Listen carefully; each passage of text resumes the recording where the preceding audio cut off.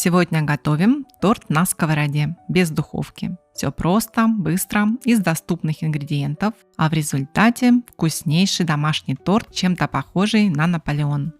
В этом видео я поделюсь с вами небольшими секретами, чтобы все получилось идеально. Берем стакан сметаны 200 граммов жирностью 20%. Она делает тесто эластичным и нежным. Добавляем 120 грамм сахара и щепотку соли. Перемешиваем ложкой или венчиком и оставляем на несколько минут. Дадим сахару раствориться. Это важно для того, чтобы коржи получились мягкими и без крупинок. Пока сметана отдыхает, займемся сухими ингредиентами. Просеем 350 граммов муки с 1 чайной ложкой соды. Соду дополнительно в этом рецепте мы гасить не будем. Сметана справится сама.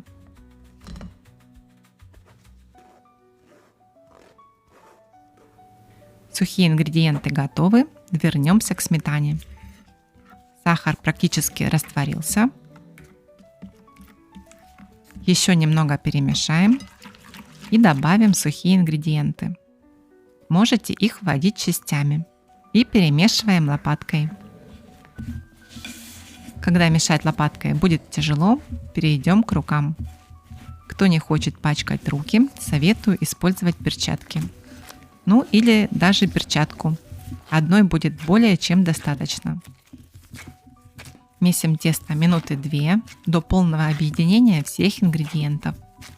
Оно должно быть мягким, эластичным, держать форму и не липнуть к рукам.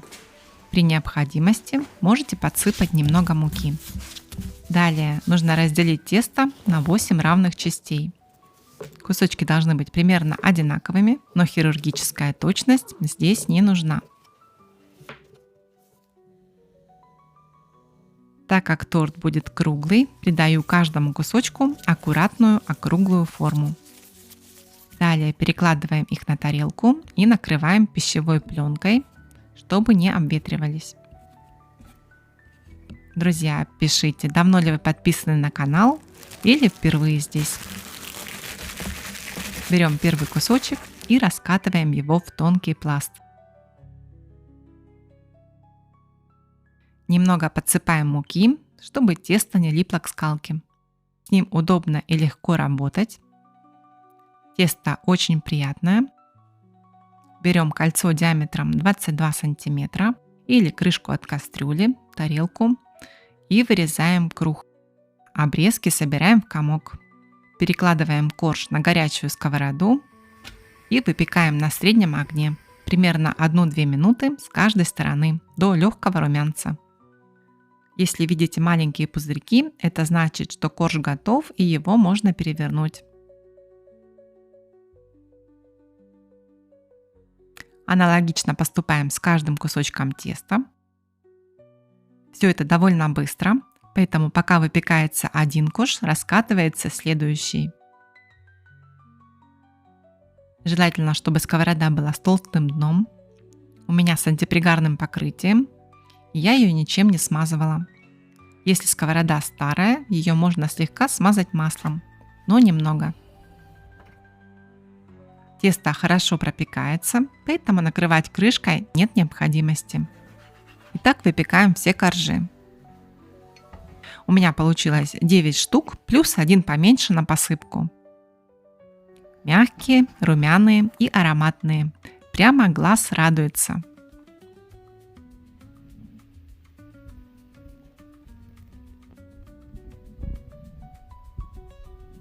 Приготовим крем.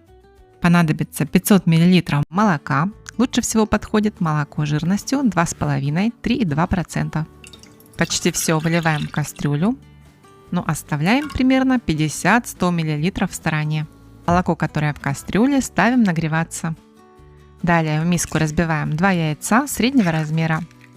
И сначала просто слегка их перемешиваем. Это нужно для того, чтобы при добавлении сахара желтки не пошли комочками, которые потом сложно растворить. Теперь всыпаем сахар, его количество регулируйте на свой вкус. В среднем это 100-120 грамм. и 40 грамм кукурузного крахмала.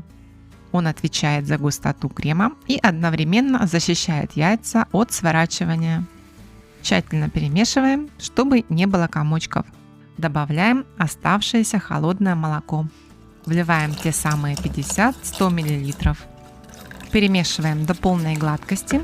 Так смесь становится более жидкой и легче соединиться с горячим молоком. Тем временем молоко в кастрюле нагрелось до горячего состояния. Не нужно бурного кипения. Маленькие пузырьки по краям – это идеально. Теперь тонкой струйкой выливаем нашу яично-молочную смесь в горячее молоко и постоянно мешаем венчиком. Мешаем без остановки, особенно по дну и углам.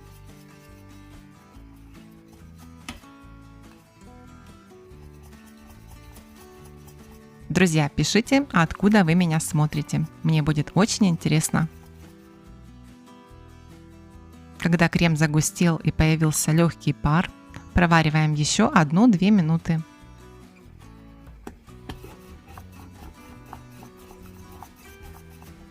В горячий крем добавим 8-10 грамм ванильного сахара и перемешаем, чтобы он хорошо растворился.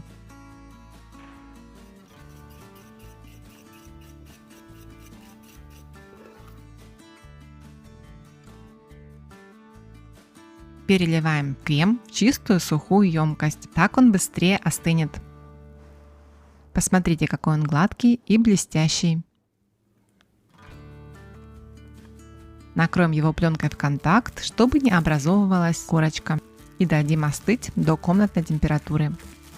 Также нам понадобится 150 грамм сливочного масла комнатной температуры. Если масло очень твердое, нарезаем его кубиками и кладем на заварную основу. Оно быстро подтает, но следите за процессом, чтобы оно не растаяло полностью. Заварная основа остыла. Снимаем пленку.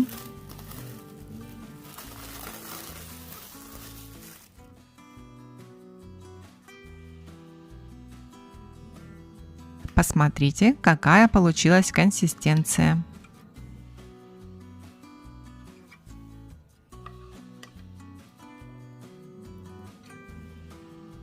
Берем мягкое сливочное масло и взбиваем его до бела, чтобы оно стало воздушным и нежным. Остановите миксер и лопаткой соберите масло от стенок к центру. Оно даже отличается по цвету, там оно более желтое.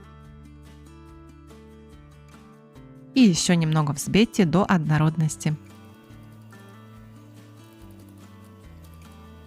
А теперь частями добавим заварную основу комнатной температуры. Аккуратно соединим все в один гладкий крем.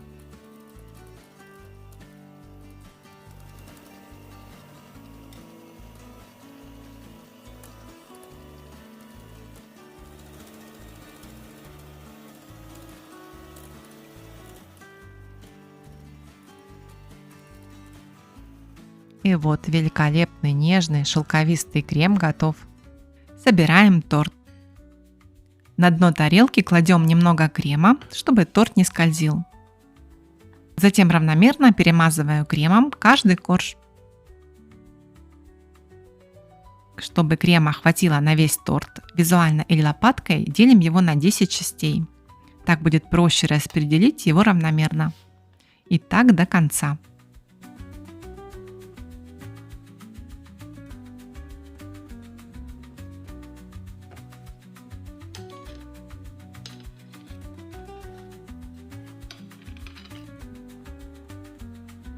Я вам настоятельно рекомендую приготовить этот торт, он просто восхитительный.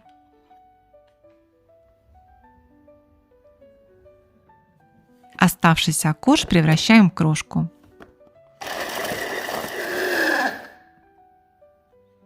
Ну и чтобы торт не был бледным, поджариваем ее на сковороде до золотистого цвета.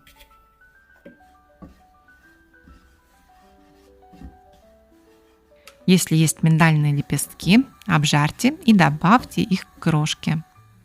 Это красиво и ароматно. Лучше дать торту немного постоять при комнатной температуре, чтобы коржи пропитались кремом.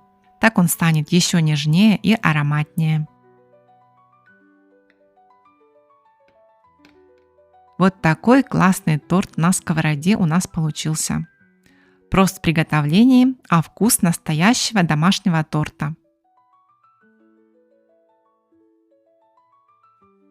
Наслаждайтесь, друзья, и обязательно делитесь впечатлениями, какой у вас получился торт. Моим близким он очень понравился, они оценили его на самом высоком уровне.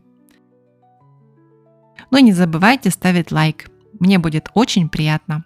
Всем пока, до новых встреч!